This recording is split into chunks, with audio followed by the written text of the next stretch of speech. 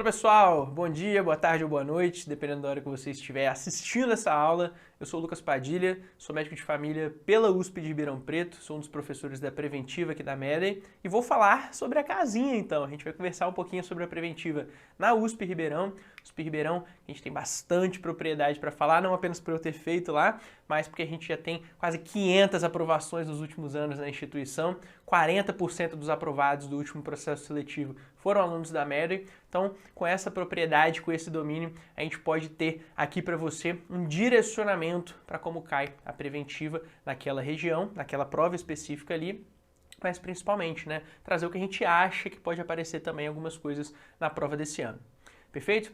Para que você, se você não foi nosso aluno ali no intensivo, não participou de nenhum evento nosso aqui, não tem noção de como é a prova da preventiva, eu vou trazer um direcionamento aqui, um pouco menor do que o que a gente realmente oferece ali para os nossos alunos, mas para você entender um pouco sobre esse modelo de prova, uma breve contextualização antes da gente entrar nos conceitos teóricos propriamente ditos aqui. A prova da USP Ribeirão traz uma prova objetiva ali de A a D, que a gente tem, com os enunciados variando a extensão, não de curta a média, mas de média a longa extensão.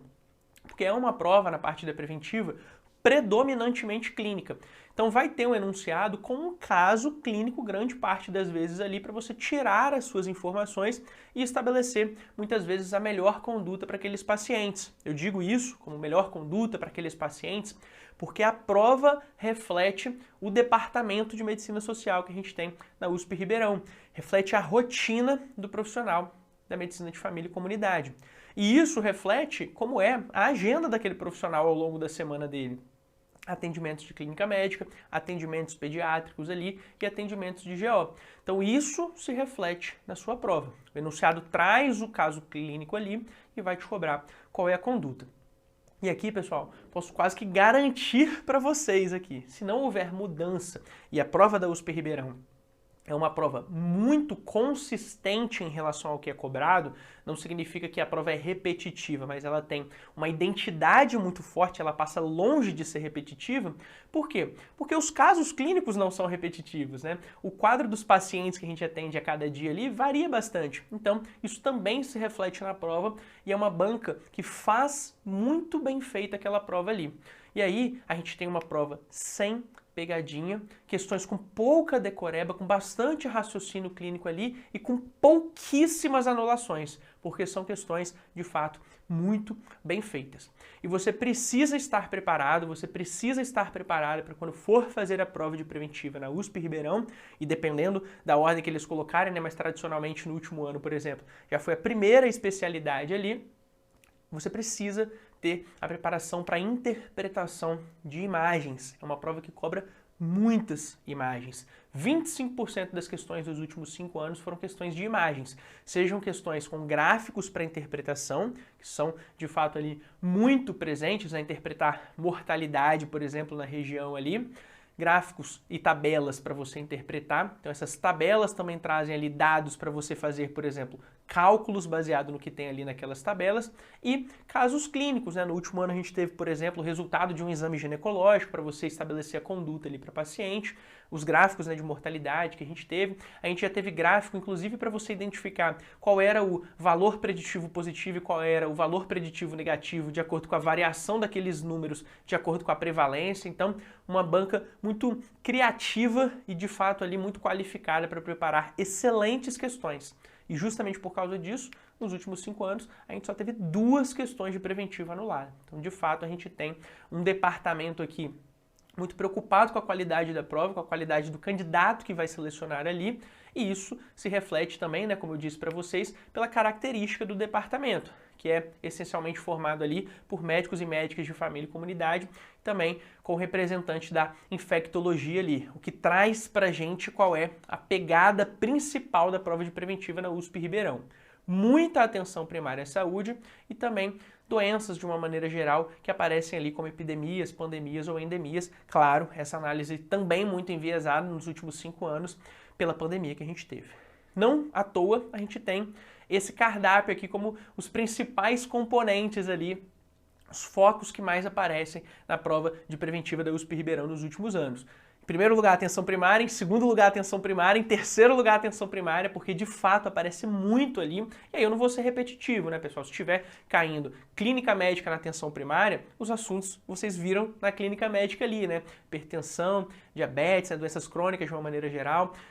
Dermatites aqui podem aparecer e aparecem muito aqui, né? Lesões dermatológicas para você interpretar, a questão de hanseníase já apareceu aqui para a gente também, utilização de estesiômetro, mais uma questão com imagem ali para a gente fazer a interpretação dos filamentos que a gente tinha.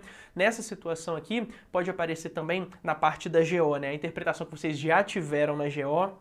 Na parte da pediatria, que aqui vai ser muito mais voltada para o desenvolvimento neuropsicomotor da criança, né, os marcos do desenvolvimento, interpretação que a gente possa ter ali de gráficos de crescimento, né, até uma das questões que foram anuladas nos últimos anos aí, de acordo com a imagem que aparecia ali.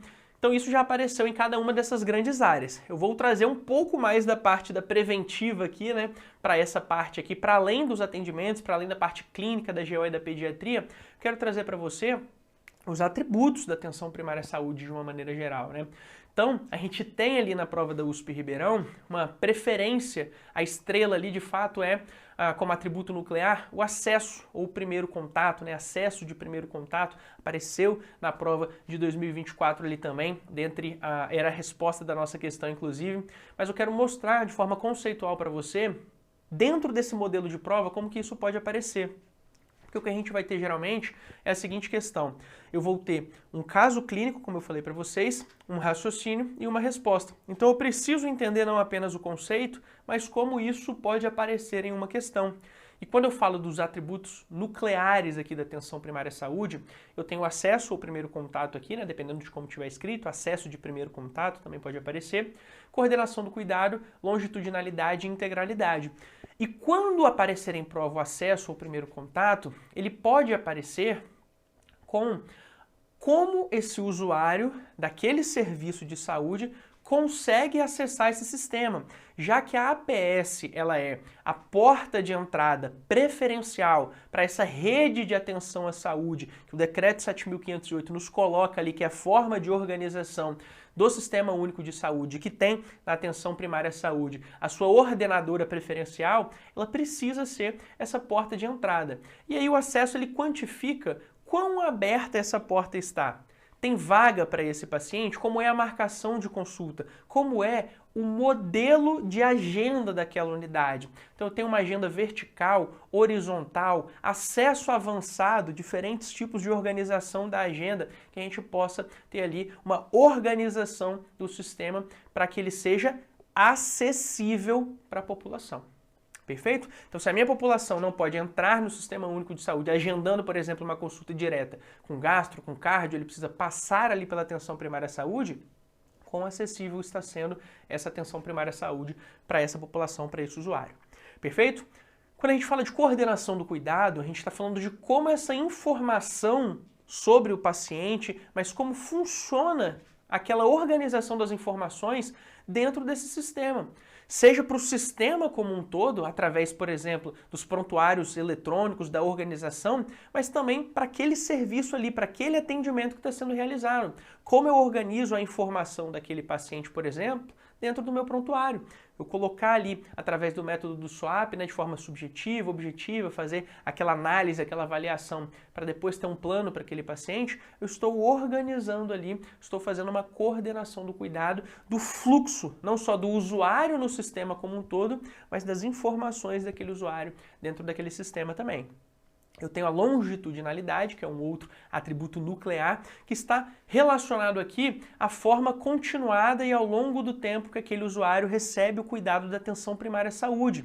E aqui pode aparecer em prova para você através do vínculo e do cadastro que aquele usuário tem com aquela população específica, com aquela unidade específica. Então o vínculo tanto da unidade de saúde, do serviço de saúde com a população, mas também da população com o serviço de saúde. Isso aqui está muito relacionado, por exemplo, aos vínculos de trabalho que a gente tem entre os profissionais e as prefeituras, os serviços de saúde de uma maneira geral. Se eu tenho uma troca muito grande de profissionais, como que eu vou ter um serviço de saúde, um profissional cuidando ao longo do tempo da criança, em seus diferentes estágios ali, depois chegando à adolescência, à fase adulta, sendo que o próprio profissional não fica ali naquela unidade de saúde. Perfeito? Então, o cadastro, e que está muito relacionado, por exemplo, à forma de financiamento da atenção primária à saúde, o cadastro dessas pessoas, e aí já entra no nosso último tópico de hoje, que é a mudança do financiamento do Previne Brasil para um novo cofinanciamento federal que a gente tem,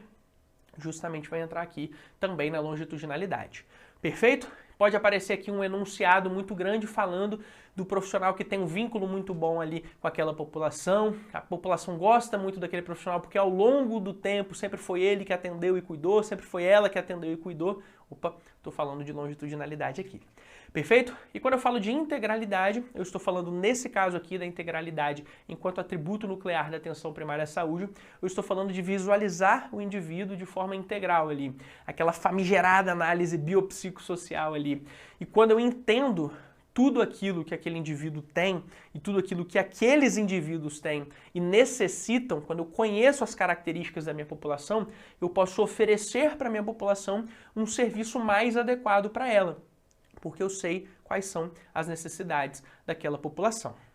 Perfeito? Esses são os atributos nucleares da atenção primária à saúde, mas eu tenho 3 atributos que são os atributos derivados da atenção primária à saúde, que são a orientação familiar, a orientação comunitária e a competência cultural. E aí pensando em seus conceitos, mas também e principalmente ali, né, como eles podem aparecer na sua prova, a orientação familiar, e aqui para você não se esquecer, né, esse profissional que trabalha aqui é um profissional que a gente está falando que fez medicina de família e comunidade, então família e comunidade são 2 dos primeiros atributos derivados aqui.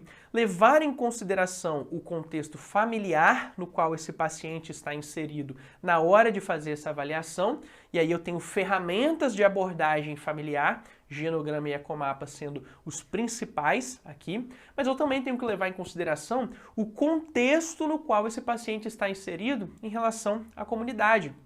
Falando especificamente até de como funciona isso lá na USP Ribeirão, a USP Ribeirão ela tem os seus núcleos de saúde da família no distrito oeste ali da cidade de Ribeirão Preto, que são situações que a gente percebe ali de uma vulnerabilidade social um pouco maior. Eu preciso levar isso em consideração na hora que eu vou fazer e realizar os meus programas de saúde ali para a minha população.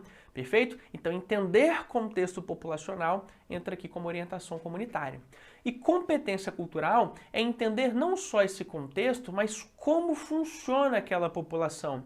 E aqui a gente tem um exemplo da prova do ano passado do BOS, inclusive, que falava de cartazes que eram colocados ali para a população em relação a uma doença específica, informativos de saúde, que como tinham muitos imigrantes ali que falavam a língua espanhola naquela população, os cartazes também eram feitos naquela língua nativa daquelas pessoas para que elas também pudessem entender. Então, entender como o território se comporta, como o território funciona e adaptar a sua oferta de saúde a essa dinâmica do território. Perfeito? E aí, a atenção primária à saúde, pessoal, tem esses conceitos que a gente traz aqui, né, dos atributos nucleares, dos atributos derivados, mas como que isso aparece na sua prova, para além desses exemplos, para a gente reforçar aqui para você? Vai ser um foco heterogêneo, então, vai predominar não esse conceito seco, mas esse conceito inserido em casos clínicos, como a gente já conversou de clínica médica, de pediatria e de GO principalmente, mas também com relação a atributos e a financiamento da atenção primária à saúde.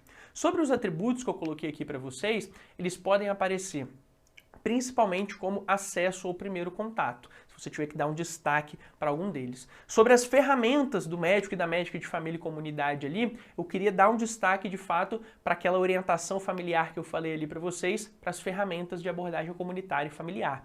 Genograma e ecomapa precisam estar ali afiados, já que é uma prova que cobra bastante imagem e que cobra bastante APS. Essa é uma das imagens que pode aparecer na sua prova.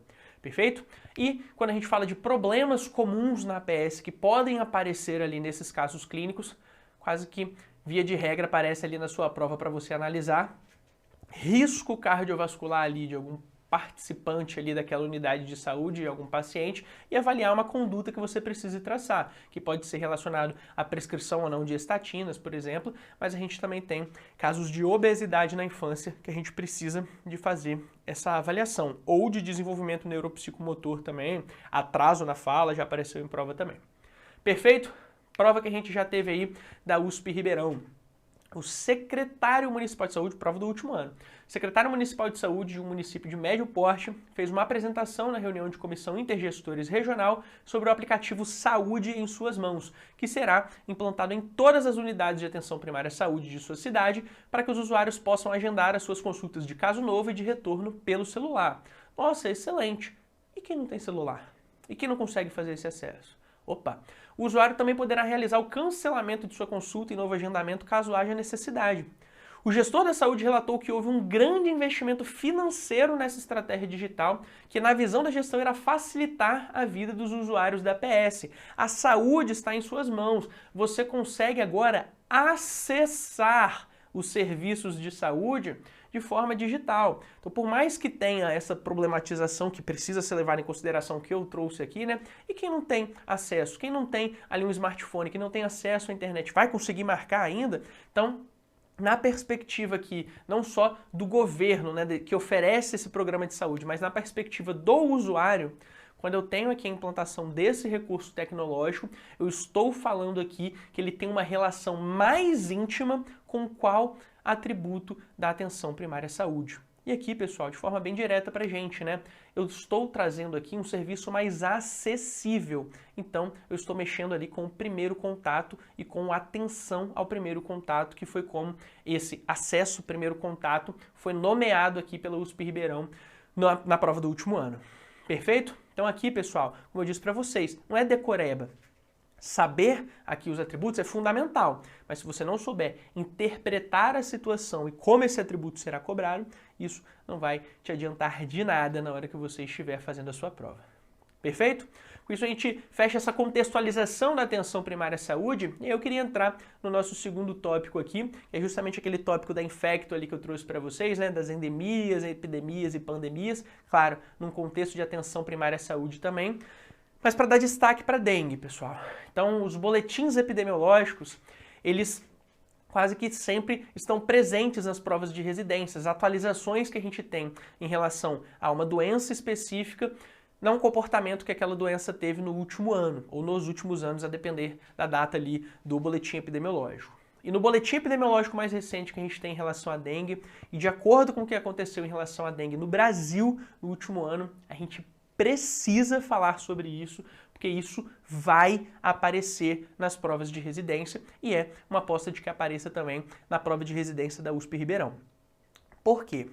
Nesse gráfico aqui, que está no boletim epidemiológico inclusive, a gente tem ao longo dos anos, em amarelo aqui, os óbitos que aconteceram por dengue, também por chikungunya e também por zika, e em azul aqui, caso algum de vocês não consiga ter a distinção das cores, a linha que a gente percebe aqui que eu estou falando de amarela é essa linha que está fazendo esse caminho aqui. O que eu estou falando que é azul são essas barras, primeiras barras que a gente tem aqui. Então, uma incidência aqui ao longo dos anos, e aqui o tempo passando. E o que precisa saltar aos seus olhos aqui é justamente como a gente teve um aumento absurdo do número de casos aqui, que é o que a barra está mostrando da incidência de dengue em 2024. Também aqui a gente teve casos de chikungunya, que estão marcados por essa segunda cor aqui, que é a cor laranja, e também um pouco de casos de zika, que a gente tem aqui no topo. Mas olha a linha, o comportamento, e a linha é o número de óbitos. Olha como a gente teve um aumento muito expressivo. Então, eu vou trazer isso por escrito, mas eu já quero trazer para você essa informação. Existia uma expectativa de um aumento do número de casos de dengue em 2024. No pior dos cenários que foi projetado para 2024, a gente tinha um número de casos, e esse número do pior dos cenários possíveis para 2024, ele foi superado em abril de 2024. Então, o pior cenário possível para 2024 ele foi superado já no primeiro quadrimestre, no primeiro terço do ano. Então, a gente teve um aumento absurdo do número de casos de dengue nesse ano, o que se refletiu também no aumento de óbitos por dengue nesse ano, apesar de não ter mudado a letalidade. E isso aconteceu, e aqui a gente tem as semanas epidemiológicas, no boletim a gente tinha da primeira até a 26ª semana, isso aconteceu muito no começo do ano. Então a gente tem aqui o número de casos que a gente teve, com essa linha que eu estou apontando aqui para vocês, E isso aqui que está marcado de cinza, pessoal, é aquela linha ali do diagrama de controle, né, que marca a zona endêmica que a gente tinha. Então o número de casos esperados era nessa região aqui, e o número de casos que aconteceram vieram nessa região aqui. Então a gente teve um aumento muito expressivo, tá bom? Um aumento cavalar de casos aqui. Perfeito? E aí, quando a gente pensa na distribuição desses casos de acordo com as regiões do Brasil, a gente sempre tem que levar em consideração a qualidade da notificação desses casos também, mas também as características regionais ali. Então a gente vai ter essa primeira linha aqui, que é uma linha azul, os casos que aconteceram na região norte. Aqui, a segunda linha, são os casos da região sudeste, que até passam a região norte num determinado momento. A média do Brasil está sendo mostrada por essa linha aqui. Para quem não consegue fazer a distinção das cores, é a linha verde, que está mostrando a média. Então, se mantiveram acima da média aqui no Brasil, a região norte, a região sul e a região sudeste. Perfeito? E para trazer por escrito as informações que algumas eu já falei para vocês aqui, não tem precedente o que aconteceu no Brasil em relação à dengue em 2024. A gente já tinha então esse alerta que eu falei para vocês da Organização Mundial de Saúde, até pelos fenômenos climáticos geográficos ali do El Niño, que mostravam um aumento das condições que seriam favoráveis ali para esse aumento do número de casos que a gente tinha ali, mas esse pior cenário possível, que era estimado para 2024, já foi superado ali no final de abril. E aí, a gente tem um aumento do número de casos, por consequência, a gente tem um aumento do número de óbitos, mas eu queria trazer essa informação para você. A taxa de letalidade de 2024 é semelhante às taxas de letalidade anteriores também. Então não está morrendo mais porque a dengue está matando mais dentro de acordo com a letalidade, né? Aquela relação de óbitos por número de pessoas que têm a doença. Não, a gente está tendo uma mortalidade ali maior porque de fato mais pessoas estão doentes. Então a gente não tem essa mudança específica das características. E pensando aqui nessa parte da Infecto, pensando na prova da USP Ribeirão, que é uma prova que pega muita atenção primária à saúde e traz esse contexto do atendimento em clínica médica, eu não queria deixar de falar sobre dengue aqui para além desses dados, mas também trazer uma análise das arboviroses de uma maneira geral em relação ao quadro clínico dessa doença. Então, vou fazer a famigerada carinha de print aqui para você, tá bom? Sem tapar nenhuma informação. Por quê? Isso aqui é o printzinho que você vai botar aí no seu estudo, aquele mapa mental que você vai ter em relação ao quadro clínico. Muitas dessas informações você já tem no seu dia a dia, na sua prática clínica também, mas também ali nos seus estudos. Por quê? Qual vai ser o ponto no enunciado que pode nos ajudar a diferenciar qual arbovirose eu estou atendendo naquele paciente naquele momento? Até para que eu tenha uma conduta mais assertiva, de classificação de risco, por exemplo, no caso da dengue, de manejo da dor, no caso da chikungunya, que é um quadro que vai um pouco mais arrastado ali também em relação às semanas. Quando eu falo de febre, pessoal, eu tenho febre alta principalmente na dengue e na chikungunya, aquela febre que passa dos 38 graus Celsius, né? Mas o tempo de duração da dengue pode ser um pouquinho maior, um pouco mais arrastado, apesar de fato ali, né, o pico ser naqueles 2 primeiros dias, mas pode ser um pouco mais arrastado do que na chikungunya. Aquele quadro da Zika é que o paciente vai chegar relatando aquela febre interna ali pra gente, né, que é uma febre ali um pouco mais baixa, né, a febrícula que vai aparecer ali, ou subfebril, mas que já deixa o paciente no estado de convalescência ali, principalmente se for homem, né, que vocês sabem que nós homens temos uma resistência muito diminuída ali, né, um homem com gripe se equivale a uma mulher em trabalho de parto em relação à escala de dor, mas nessa situação especificamente, pessoal, o quadro clínico com a febre não é o melhor sinal ali para a gente diferenciar qual é o tipo de doença, qual é o tipo de arbovirose que a gente está realizando o atendimento. Tem outros quadros que são mais efetivos para a gente. Quando a gente fala de exantema, né, na Zika ele já aparece de cara ali para a gente naquele paciente e demora um pouquinho mais para aparecer na chikungunya e na dengue, mas quando a gente fala das características da dor e da localização da dor, a gente consegue fazer uma diferenciação um pouco mais clara desse quadro clínico, né?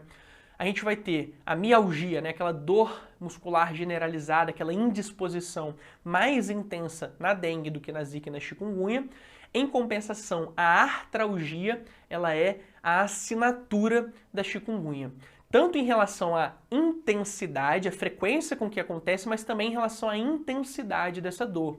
É aquele paciente que muitas vezes ele vai chegar no seu plantão de 6 horas, no Cinderelazinho que você está fazendo, ele chega no começo do plantão, você faz a medicação de alívio para ele ir para casa e antes mesmo de acabarem as 6 horas do seu plantão, esse paciente pode voltar no seu atendimento ali para fazer novamente aquela medicação, porque a dor vai e volta, mas é uma dor que acompanha esse paciente até por 6 meses aí em média em relação à presença dessa artralgia na chikungunya.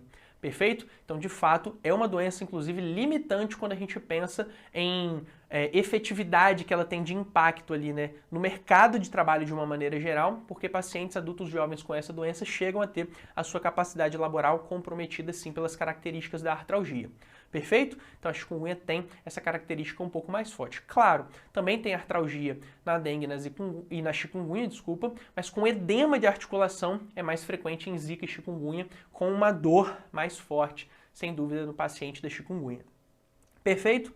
Eu vou colocar uma questão aqui para a gente fazer uma análise que não foi uma questão, foi a questão do último ano da USP Ribeirão, processo seletivo para quem virou residente em 2024. Não é uma questão de arbovirose, mas eu quero mostrar como cobra não só a decoreba, mas novamente um raciocínio clínico ali do candidato. A questão era sobre febre amarela. E aí trazia para a gente também, de acordo com o boletim epidemiológico, que recentemente no Brasil a febre amarela voltou a preocupar as autoridades sanitárias, com aumento na notificação de casos em alguns municípios. Notou-se aumento da notificação de mortes de primatas não humanos de várias espécies em matas próximas aos locais de residência dos pacientes notificados. Além da importância clínica da doença, as preocupações das autoridades sanitárias apontaram para algumas questões. Assinale a alternativa correta. Então, quando a gente percebe o impacto da doença na população de uma maneira geral, a gente pode dizer que as autoridades estavam preocupadas com qual dessas situações? Pessoal, as autoridades não vão ficar preocupadas ali, não vão ficar tão preocupadas com a existência de Aedes aegypti em matas dessas regiões, porque isso já é uma característica que de fato tem, inclusive é o vetor ali, né, para o humano da febre amarela. A resistência do Aedes aegypti aos inseticidas usados, é claro que isso é uma preocupação, mas não é uma preocupação tão grande, pessoal, quanto a possibilidade de ocorrência de febre amarela urbana. A febre amarela ela existe hoje em seu ciclo silvestre, só que o ciclo de transmissão para que ela tenha ali uma febre amarela urbana é um ciclo muito simples, né? Então, pessoa infectada, mosquito pica a pessoa infectada e aí transmite ali também para outra pessoa. Então, esse ciclo simples, né, sem esses intermediários, com esse vetor ali sendo Aedes aegypti, é uma preocupação das autoridades de uma maneira geral. E aí, pessoal, eu trouxe essa questão especificamente para você entender como é o modelo de cobrança da própria instituição no processo seletivo do último ano. É a doença, mas é o impacto da doença na população de uma maneira geral. É a análise da doença.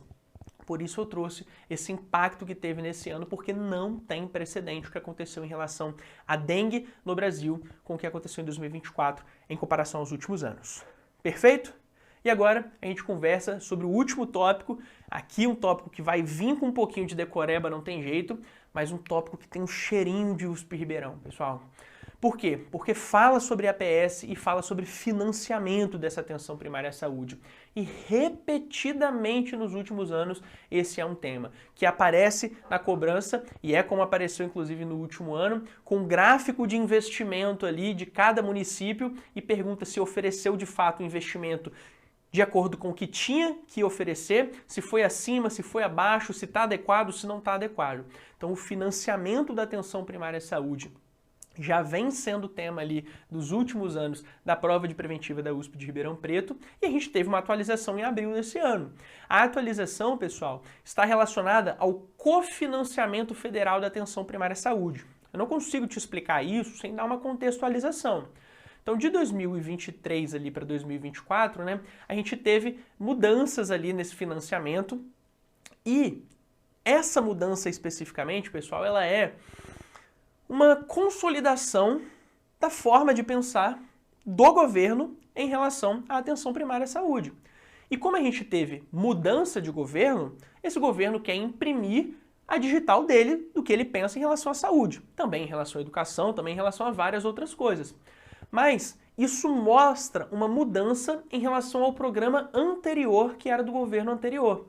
E aí a gente precisa explicar isso aqui inicialmente de uma forma comparativa com o Previne Brasil, que é esse programa que a gente tinha no governo anterior. Então o Previne Brasil, ele levava em consideração 4 componentes na hora de oferecer o recurso para a atenção primária à saúde. E perceba, eu estou falando de cofinanciamento. Então, o financiamento da atenção primária à saúde, ele não é responsabilidade exclusiva do governo federal. Ele, inclusive, é uma responsabilidade maior municipal. Só que existem recursos federais que vão também para a atenção primária à saúde. Com isso, eu levo em consideração aqui essa parcela do recurso federal para a atenção primária à saúde. E no Previne Brasil eu levava em consideração 4 componentes. Agora a gente tem 6 componentes para que você saiba aqui para esse financiamento, para esse cofinanciamento federal da atenção primária à saúde.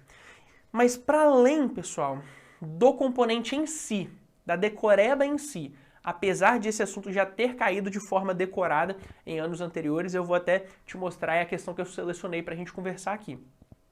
O racional que você precisa ter é que nessa mudança de governo, a mensagem que o atual governo quis passar com esse programa é a seguinte: antes, no Previne Brasil, a gente precisava ter pessoas cadastradas na unidade de saúde para que o recurso fosse maior.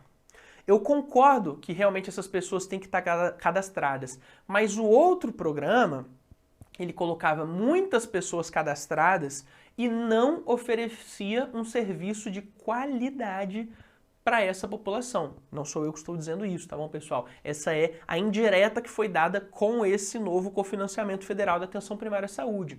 Por quê? Porque a ideia aqui é, eu não quero só cadastrar mais pessoas, eu quero que essas pessoas estejam cadastradas, que essas equipes respeitem um limite máximo de pessoas aqui agora por equipe, para que eu ofereça um serviço de qualidade para essas pessoas que estão cadastradas. Então, mesmo que eu deixe um número menor de pessoas por equipe, eu vou conseguir oferecer inclusive um serviço de mais qualidade para essas pessoas, mesmo que o preço que eu tenha que pagar por isso seja ter mais equipes para dar conta de todas as pessoas daquele território. Não tem problema. Inclusive, eu vou dar incentivos financeiros para quando essas equipes forem implantadas ali naquelas regiões. Eu vou dar benefícios para essas equipes se elas forem avaliadas pela população e tiverem uma avaliação ótima. Vai ser diferente esse recurso em relação a que for avaliado de forma regular. Então a ideia aqui, a indireta, o shade que foi lançado com esse novo cofinanciamento federal, que é a portaria 3.493 do ano de 2024, do dia 10 de abril, a gente tem aqui essa comparação entre os diferentes programas de saúde. Perfeito, pessoal? Então, para além do que você acredite, do que você opine, do que você interprete em relação a isso, essa é a composição que tem esse governo, esse programa que é desse governo, e ele vem fundamentado nesse racional. E aí, pessoal, você vai marcar na prova o que tiver na prova, independente do que você acredite. Prova não é lugar da gente militar, é lugar da gente colocar ali o que tem no programa, o que tem nesse caso aqui, né, publicado ali no Diário Oficial, e a gente marcar a nossa questão e continuar acreditando no que a gente acredita, mas virando residente. Perfeito?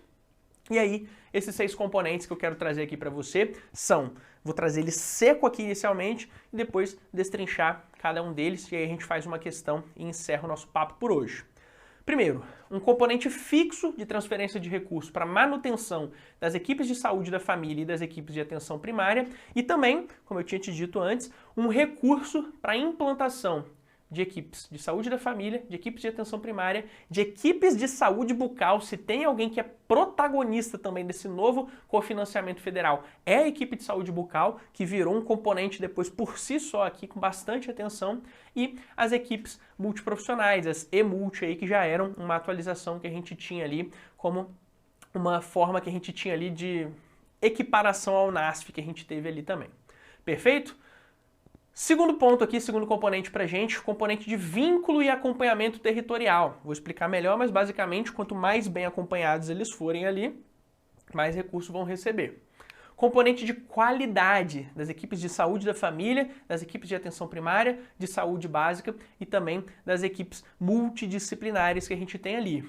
Quarto componente para a gente vai ser o componente de implantação e manutenção de programas, serviços, profissionais e outras composições de equipes que atuam na APS, também bastante parecido com o que a gente tinha no Previne Brasil, tá bom?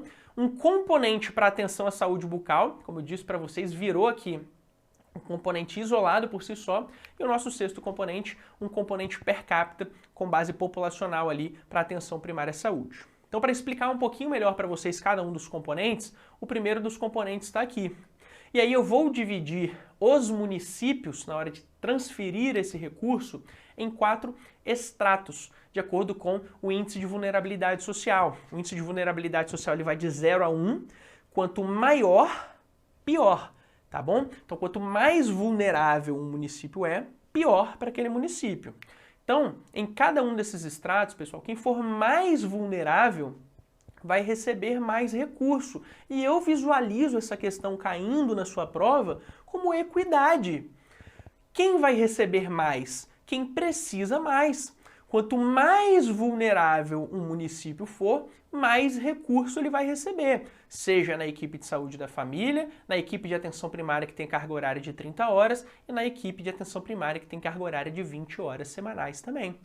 Perfeito? Então isso aqui, eu falei para você que ele tem 2 componentes. Esse componente sozinho traz 2 componentes. Um componente fixo para manutenção, que é o que a gente mostrou aqui agora, mas também um recurso para implantação. Se o para manutenção é esse, o recurso para implantação é esse. Para cada equipe que esse município colocar de estratégia de saúde da família, vai receber ali 30 mil. Ah, eu coloquei uma equipe de atenção primária com carga horária de 30 horas, 16.800. Para cada uma das equipes, uma remuneração proporcional aqui, de acordo com os serviços que são oferecidos por aquela equipe. Perfeito? Então, aqui a gente já começa a entender melhor esse primeiro componente. O segundo componente, que eu falei para vocês que é o componente de vínculo e acompanhamento territorial ali, principalmente, né, para as equipes de saúde da família e equipe de atenção primária, ele vem ali da publicação, a aspa que tem ali é: esse componente visa estimular a qualificação do cadastro. Então não é cadastrar por cadastrar, e aí que veio o shade que eu falei para vocês que foi dado aqui com essa publicação. Quero reorganizar a atenção primária e melhorar o atendimento à população. E como que eu faço isso? Colocando agora aqui limites. Se eu tenho um município que tem até 20 mil pessoas, a minha equipe de saúde da família tem que ter ali, idealmente, 2.000 pessoas por equipe. Ela pode aumentar até em 50%, pode ter um limite máximo ali de 3.000, mas eu quero que tenha no máximo isso. Se for município acima de 100 mil pessoas, eu posso ter 3.000, também com um aumento de 50%, podendo chegar no máximo a 4.500 pessoas. Ah, mas aí pode ser que eu tenha que ter mais equipes. Perfeito. Você vai receber, como a gente viu no primeiro componente, proporcionalmente a isso. E essas características são para o tamanho dos municípios, mas também para as características das equipes que você vai implementar ali. Perfeito? Então eu coloco esse limite aqui e aí vou fazer essa transferência de recursos. Transferência de recursos que também vai ser condicionado pela qualidade dos atendimentos realizados por aquelas equipes de saúde da família, de atenção primária, de saúde básica, de saúde bucal, desculpa, né? Falei saúde básica anteriormente, de saúde bucal e também a EMULT que a gente tem aqui. Perfeito? Qual que é o objetivo aqui que a gente tem com esse componente? Direcionar o foco dos gestores para terem menos pessoas cadastradas por equipe e mais equipes. Com isso eu consigo garantir mais qualidade, dar uma atenção melhor e maior ali para quem de fato está cadastrado dentro daquela equipe. E aí, quem vai fazer essa avaliação? As pessoas que estão cadastradas ali. Quanto mais bem avaliada for aquela equipe, mais recurso vai receber, mais repasse financeiro vai receber. E aí, o critério publicado inicialmente é esse aqui, ó. Então, se eu tenho para a equipe de saúde da família, de estratégia de saúde da família, de 40 horas, eu tenho ali ela sendo avaliada como ótima, toma, R$8.000. Como regular, vai receber 25% disso, R$2.000. E essa proporcionalidade aqui também vai se manter, ó. Então, para a equipe que for ótima, para a equipe de atenção primária de 20 horas, R$3.000, se ela for regular, ela vai receber também 25% disso aqui, R$750. Perfeito? O Ministério da Saúde vai fazer ali, claro, né, a definição desses indicadores, como que foi a metodologia desse cálculo aqui, mas ele traz ali no documento, ó, a especificação vai ser disponibilizada através de uma ficha de qualificação do Ministério da Saúde e o próprio Ministério da Saúde vai fazer o cálculo desses indicadores. perfeito? Mas ele já colocou na publicação quais seriam os temas desses indicadores. Ou seja, para a equipe de saúde da família e para a equipe de atenção primária, a área temática, e isso tem muita relação com os indicadores que a gente tinha também no Previne Brasil, mostra para onde está a atenção quando eu olho para indicadores de atenção primária à saúde. Então a gente tem aqui para acesso à integralidade, para a saúde da mulher, para o cuidado da gestante e da puérpera, para o cuidado no desenvolvimento infantil, da pessoa com diabetes, da pessoa com hipertensão e também com a pessoa idosa. A gente tinha também no Previne Brasil indicadores que estavam relacionados à qualidade do pré-natal, à qualidade do acompanhamento das pessoas com doenças crônicas. Então, eu não mudo radicalmente aqui a maneira como eu vou fazer esse financiamento e nem o que é prioridade para o governo. Eu estou mudando um pouco mais aqui a maneira como isso vai ser feito, principalmente a quantidade de pessoas que a gente tem ali. Perfeito? E aqui, dentro da área temática dos indicadores, a gente também tem indicadores específicos para as equipes de saúde bucal e também para as EMULT. Perfeito? Falamos de 3 componentes, o nosso quarto componente vai ser o componente para implantação e manutenção de programas. A gente já tinha diversos programas ali dentro do próprio Previne Brasil que garantiam, se aquele município fizesse, ele receberia mais recurso. A gente teve uma mudança desses programas de acordo com as mudanças de eixos e estratégias que o novo governo tinha também, mas continua com a mesma lógica que a gente tinha no Previne Brasil. Se fizer esse programa, recebe o recurso. Perfeito? E aí, alguns dos que a gente tem aqui, né? Equipes multiprofissionais, consultório na rua, saúde fluvial, as equipes de saúde para a família ribeirinha e para a atenção primária prisional. Esse é um tema que pode aparecer também na prova da USP Ribeirão, já apareceu anteriormente também.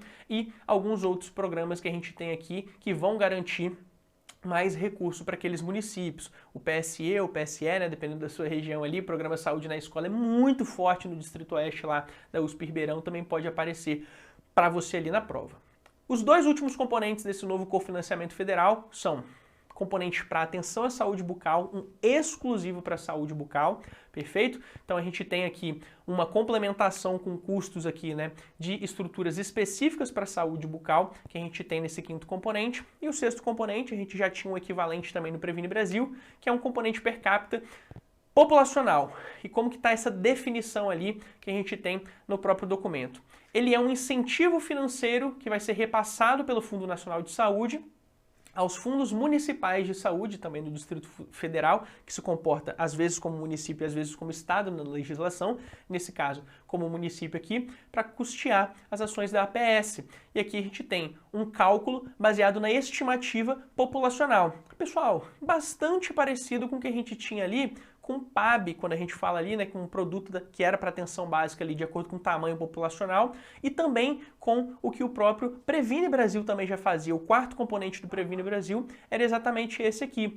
O que muda bastante aqui é o valor por pessoa, né? Já chegou a ser de R$20, depois caiu ali para um pouco mais de R$5 por pessoa, então vai ter essa variação, mas um valor de acordo com o tamanho das pessoas que estão ali.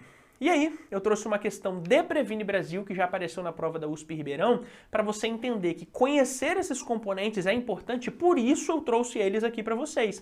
Porque olha como foi essa questão que apareceu.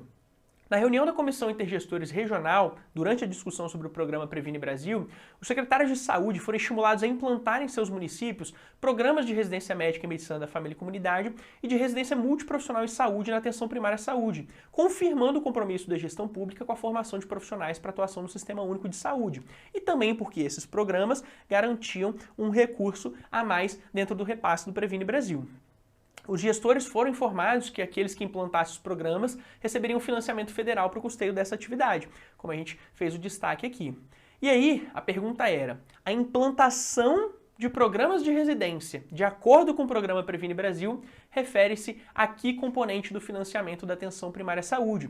Então, dos 4 componentes que a gente tinha do Previne Brasil, a implantação de programas vinha dentro do incentivo para a ação estratégica. Perfeito? Então, conhecer cada um dos componentes, entender como vem esse recurso de cada um dos componentes, como eu expliquei para vocês nos últimos minutos, não é um mecanismo de tortura, simplesmente de entretenimento que eu estou fazendo aqui para gastar o seu tempo. A USP Ribeirão já cobrou assim em outras mudanças de financiamento de atenção primária à saúde e pode ser que ela cobre assim esse ano. Então, se isso aparecesse e você conhecesse isso na hora da prova pela primeira vez, você teria um pouco mais de dificuldade, por isso fiz essa explicação. E agora que você já domina isso, eu espero que apareça na sua prova, eu espero que você tenha bons estudos, que você faça uma boa prova, que você conquiste a sua vaga. Pode contar com a gente até o final, agora nas dicas e apostas que a gente está dando para vocês. Na véspera da prova, a gente fazendo para cima da USP Ribeirão. Na porta da prova que a gente vai estar lá, dando um abraço em vocês como a gente estava no ano passado também. E principalmente no pós-prova, comemorando no Jantar dos Aprovados. Um forte beijo aí no seu coração, bons estudos, boa prova e até a próxima. Tchau, tchau.